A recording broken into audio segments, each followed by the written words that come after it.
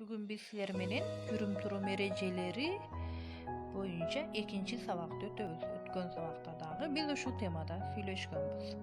Анда көңүл бурабыз. Бул жерде биз эмнелерди көрүп турабыз? Бул балдар жолдун боюнда ойноп жатышат. Алар туура кылыштыбы?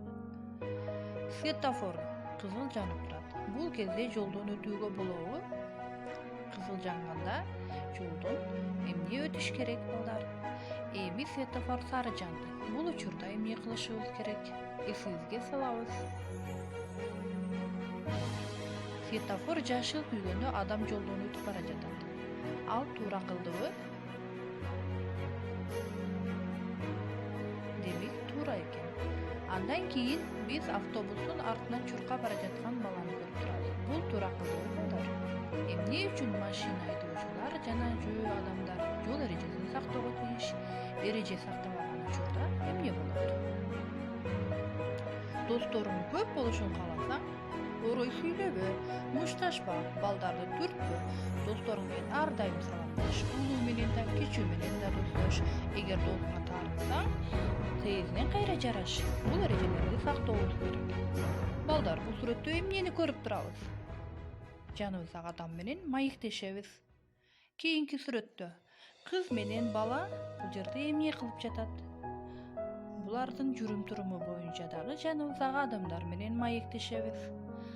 Бул жерде бала эмне кылып жатат бул сүрөттө? Бала туура кылдыбы?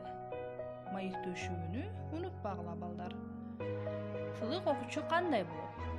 Эмне үчүн сылык болуу керек? Классыңызда сылык бала, кыздар барбы? Эгер бар болсо атын атагылачы. Ар бир адамга сылык мамиле жасоого үйрөн. Бул эрежени унутпашыбыз зарыл. Эми балдар биз өз алдыбызча жупта иштешибиз керек. Бул жерде эмне деген сүйлөмдү көрүүгө болот? Окуп көргүлөчү. Эмне деген сүйлөмдү көрүп жатасыңар? Бир дагы өз алдыңарча ушундай стикер аңгеме түзгөндү унутпагыла. Кийинки сүйлөмдү кантип окусак болот? Улуу менен да, кичүү менен да достош. Бир да өз алдыңарча түз. Балдар, сабак силерге жактыбы? Эгер жаккан болсо, үчүн чоң